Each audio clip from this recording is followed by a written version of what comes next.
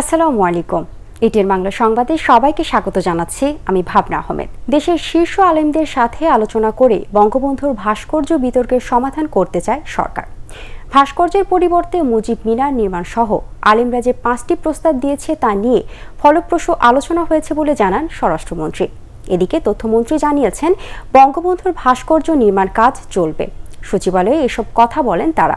আরও জানাচ্ছেন মাহবুব কবির চপল। ভাস্কর্য বিতর্কের মধ্যে সোমবার রাতে স্বরাষ্ট্রমন্ত্রীর ধানমন্ডির বাসায় বৈঠক করেন বেফাকুল মাদ্রাসিল আরাবিয়া বাংলাদেশ বা বেফাকের সভাপতি আল্লামা মাহমুদুল হাসান সহ শীর্ষ 12 আলেম। সন্তোষজনক অগ্রগতির দিকে ইনশাআল্লাহ। তারা 5টি প্রস্তাব দেন। সেগুলো হলো ভাস্কর্য তৈরি না করে ইসলাম সমর্থিত বিকল্প উপায় বের করা, মহানবীর অবমাননাকারীদের বিরুদ্ধে সর্বোচ্চ আইনি ব্যবস্থা, গ্রেফতার আলেমদের মুক্তি, ওয়াজ মাহফিলে মাইক ব্যবহারের অনুমতি ও উস্কানিমূলক কর্মকাণ্ডে নজরদারি। স্বরাষ্ট্রমন্ত্রী বলেন, তাদের প্রস্তাবগুলো নিয়ে গঠনমূলক আলোচনা হয়েছে। কখনো নতজানু রাজনীতি আওয়ামী লীগ করে না, তার মানে এই নয় যে আমরা কোনো ধর্মকে আমরা অবজ্ঞা করব। তারা মিনারের প্রপোজাল দিয়েছেন, ওই জায়গাটা কোনো সিদ্ধান্ত হয়নি যে ভাস্কর্য ওখানে থাকবে না, ওখান থেকে সরিয়ে দিব। কোনো সিদ্ধান্ত হয়নি এই জায়গায় অন্য কিছু হবে। এগুলো আলোচনার মাধ্যমে শেষ হবে। ভাস্কর্য যুগ যুগ ধরে শত শত বছর ধরে ছিল, আছে এবং থাকবে। বঙ্গবন্ধুর ভাস্কর্য নির্মিত হবে। ওই বৈঠকে অংশ নেয়া মাওলানা ফরিদউদ্দিন মাসুদ জানান, ভাস্কর্যের বিরুদ্ধে তারা আগের অবস্থানেই আছেন। আলেমরা তো চাবে মুজিব মিনারই হওয়া, হারামকে তো হালাল করা যাবে না। আমাদের বিধানটা জানায় দেওয়ার দায়িত্ব ছিল, জানায় দিলাম। এই দেশে অনেকেই মদ হারাম, মদ খায় না, তাই বলে তো তার বিরুদ্ধে ঘোষণা করি নাই। যে বিশৃঙ্খলার সৃষ্টি করা হবে না। বঙ্গবন্ধুর ভাস্কর্য ইস্যুতে কথা বলতে প্রধানমন্ত্রীর সঙ্গে আলোচনায় বসতে চান আলেমরা। মাহবুব কবির চপল, এটিএন বাংলা, ঢাকা।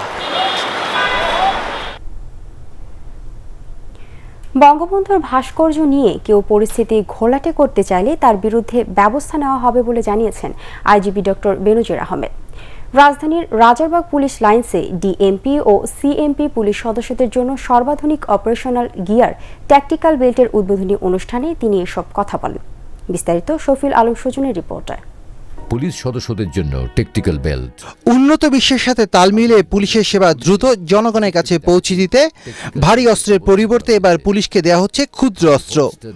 6 চেম্বারের আধুনিক ট্যাকটিক্যাল বেল্টে পিস্তল, হ্যান্ডকাপ সহ পুলিশের প্রয়োজনীয় উপকরণ থাকবে। পুলিশের হাত থাকবে সম্পূর্ণ খালি। এতে করে খুব সহজেই সাধারণ মানুষের নিরাপত্তা দিতে পারবে পুলিশ। মাঠ পর্যায়ে পুলিশের কার্যক্রম আরও গতিশীল করতে প্রাথমিকভাবে ডিএমপি ও সিএমপিতে চালু করা হলো এই অপারেশন গিয়ার। রাজধানীর রাজারবাগে এর উদ্বোধন করে আইজিপি বলেন, পুলিশকে আরও দায়িত্বশীল হয়ে কাজ করতে হবে। পুলিশের মনোজগতে পরিবর্তনের ধারা স্পষ্টীকরণ করে দেশবাসীকে উপলব্ধি করতে সহায়তা করতে হবে। দায়িত্ব আমাদের সবার, এবং সেই দায়িত্ব সবাই প্রতিপালন করবেন। ইন্সপেক্টর জেনারেল হিসেবে আমার এটাই প্রত্যাশা। পুলিশের কোনো কর্মকর্তা দুর্নীতি ও দুর্ব্যবহার করলে তার বিরুদ্ধে ব্যবস্থা নেওয়া হবে বলে জানান আইজিপি। থানা হচ্ছে মানুষের জীবন রক্ষা করার জন্য, জীবন নেওয়ার জন্য নয়।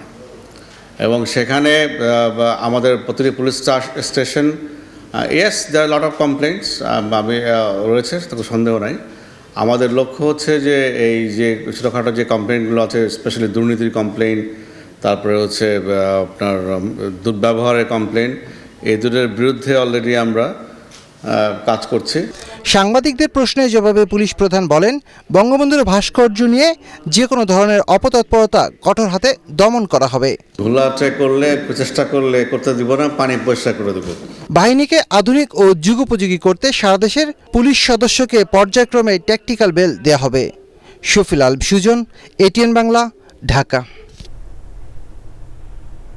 নেই থাকার মতো ভালো ঘর, আছে সংসারে নানা টানাপোড়েন। মুক্তিযোদ্ধার সম্মানী ভাতা যা পান তাতে কোনোভাবে সংসার চলে যায়। ফলে বৃদ্ধ বয়সেও কাজে নামছেন অনেক মুক্তিযোদ্ধা। মুক্তিযুদ্ধ বিষয়ক মন্ত্রী আকুমা মোজাম্মেল হক জানিয়েছেন, গরিব ও অসচ্ছল মুক্তিযোদ্ধাদের ভাতা বাড়ানো সহ থাকার ব্যবস্থা করতে প্রত্যেক জেলায় তৈরি করা হচ্ছে মুক্তিযোদ্ধা কমপ্লেক্স। বিজয় দিবস উপলক্ষে 8 দিন সজীবের ধারাবাহিক প্রতিবেদনের আজ দেখুন প্রথম পর্ব।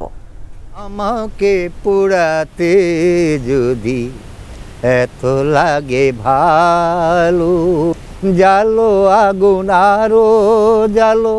টাঙ্গাইলের পাড়ায় পাড়ায় পথে পথে আপন মনে গান গেয়ে বেড়ান 71-এর যুদ্ধাহত মুক্তিযোদ্ধা দিলীপ কুমার দে। দেশকে শত্রুমুক্ত করতে জামালপুর সীমান্তে যুদ্ধ করেন তিনি। আমি তো পুড়ে পুড়ে অঙ্গারে হয়েছি। শখে নয়, কিছু উপার্জনের আশায় মানুষকে গান শোনান এই মুক্তিযোদ্ধা।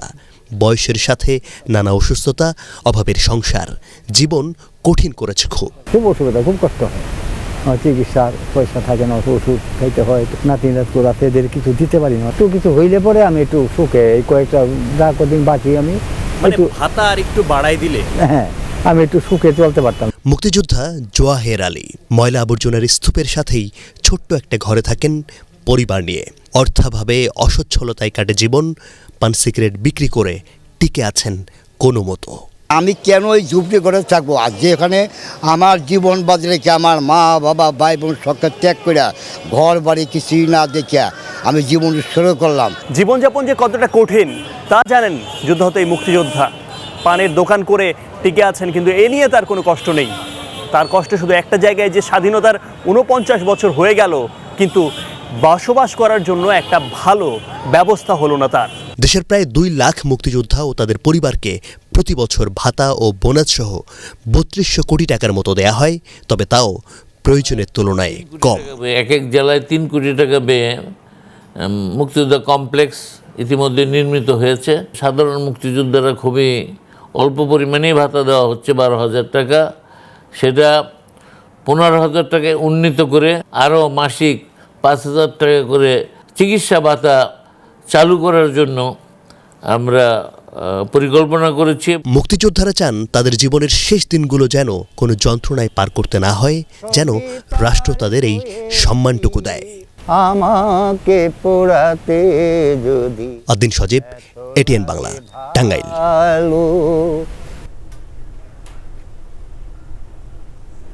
জাতির পিতা বঙ্গবন্ধু শেখ মুজিবুর রহমানের 4 খুনির মুক্তিযুদ্ধের বীরত্বের খেতাব স্থগিতের নির্দেশ দিয়েছে হাইকোর্ট। এক রিটের প্রাথমিক শুনানি শেষে বিচারপতি JBM হাসান ও বিচারপতি খায়রুল আলমের দ্বৈত বেঞ্চ রুল সহ এই আদেশ দেন। বঙ্গবন্ধুর খুনিদের খেতাব বাতিলে সরকারের নিষ্ক্রিয়তা কেন অবৈধ ও বেআইনি ঘোষণা করা হবে না তা জানতে চাওয়া হয়েছে রুলে। রুল নিষ্পত্তি না হওয়া পর্যন্ত তাদের খেতাব স্থগিত থাকবে। বিস্তারিত হুমায়ুন চিস্তির রিপোর্টে। 15 আগস্ট 1975 নৃশংস এক হত্যাকাণ্ডে সপরিবারে নিহত হন স্বাধীনতার স্থপতি বঙ্গবন্ধু শেখ মুজিবুর রহমান।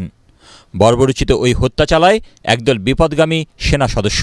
বঙ্গবন্ধু হত্যা মামলায় দণ্ডিত 4 খুনির মুক্তিযুদ্ধে বীরত্বের জন্য পাওয়া রাষ্ট্রীয় খেতাব বাতিল চেয়ে গত 2 ডিসেম্বর রিট করেন এক আইনজীবী।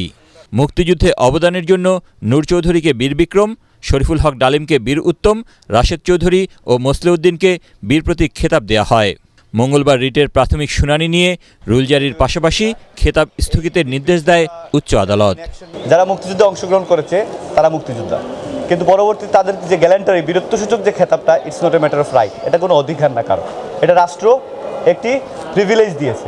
প্রত্যেকটা দেশে রাষ্ট্রীয় খেতাবগুলো পুনর্বিবেচনার জন্য কমিটি রয়েছে। কেউ যদি কনভিক্টেড হয়, কেউ যদি কোনো আপনার অবৈধ কাজকর্ম করে যেটা খেতাবের সম্মানের বিপরীত, সেক্ষেত্রে সেই খেতাবটা বাতিল হবে। এই বীরত্বসূচক খেতাবগুলা বাতিলে সরকারের নিষ্ক্রিয়তা কেন অবৈধ ঘোষণা করা হবে না, এটাই হচ্ছে আদালতের এই আদেশ একটি দৃষ্টান্ত উল্লেখ করে অ্যাটর্নি জেনারেল বলেন, বঙ্গবন্ধুর ওই খুনিরা মুক্তিযোদ্ধা নন, তারা মুক্তিযুদ্ধে অনুপ্রবেশকারী।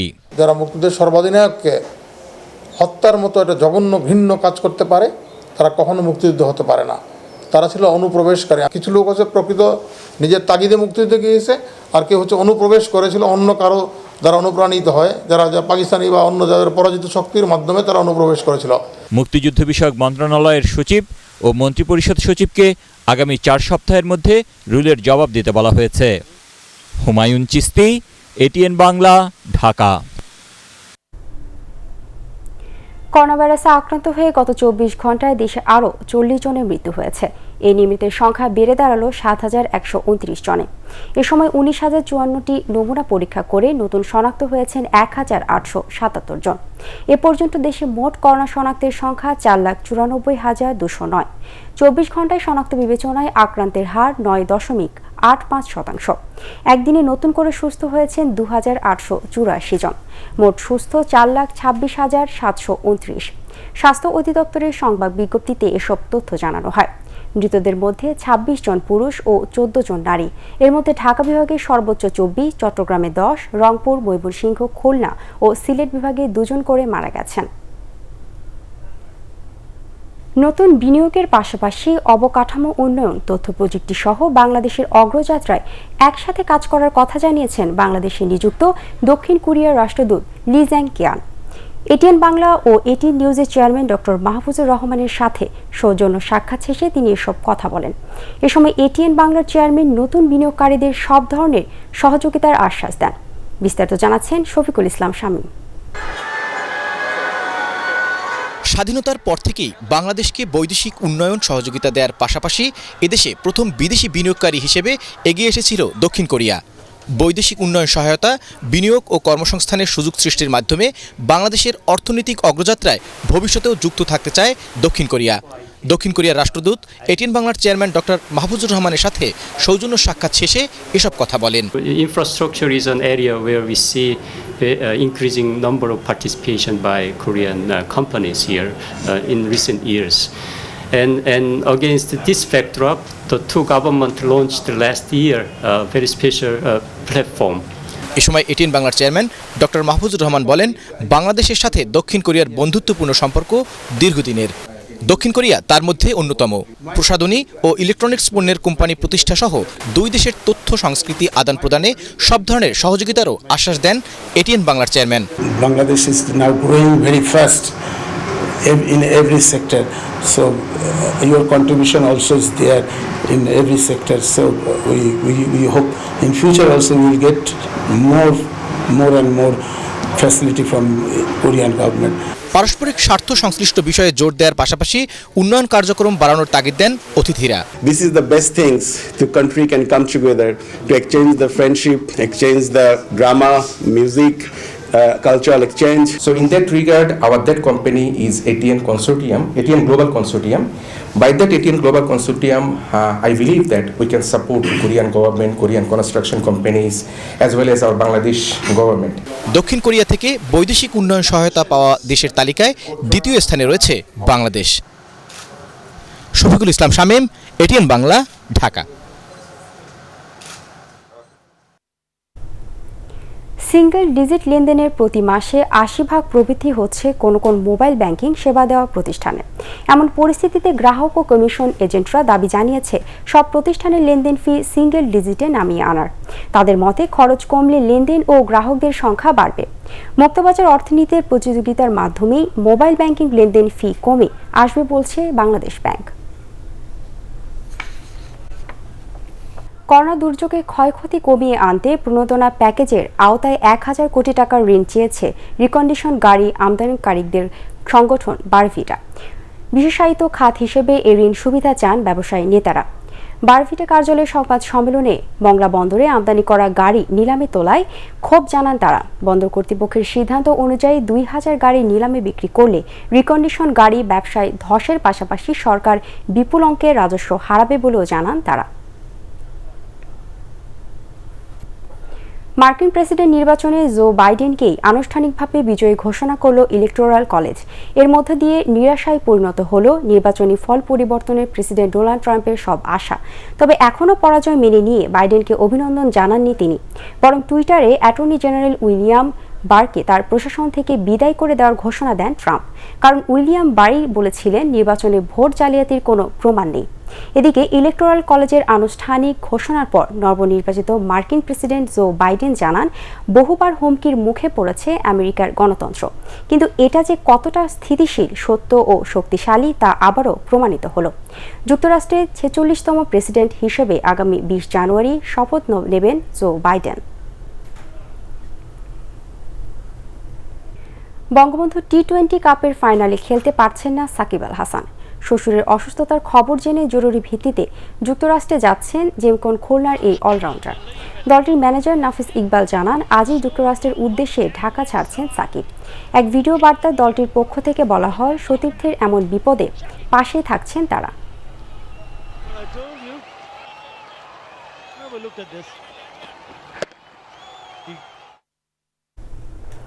পরবর্তী সংবাদ দেখার আমন্ত্রণ জানিয়ে এখনকার মতো শেষ করছি। করোনা ভাইরাস থেকে নিজেকে সুরক্ষিত রাখতে মাস্ক পরুন এবং বারবার হাত পরিষ্কার করুন। এছাড়া এটিএন বাংলা সংবাদ ইউটিউবে দেখতে ব্রাউজ করুন youtube/ATN Bangla News। ধন্যবাদ সবাইকে।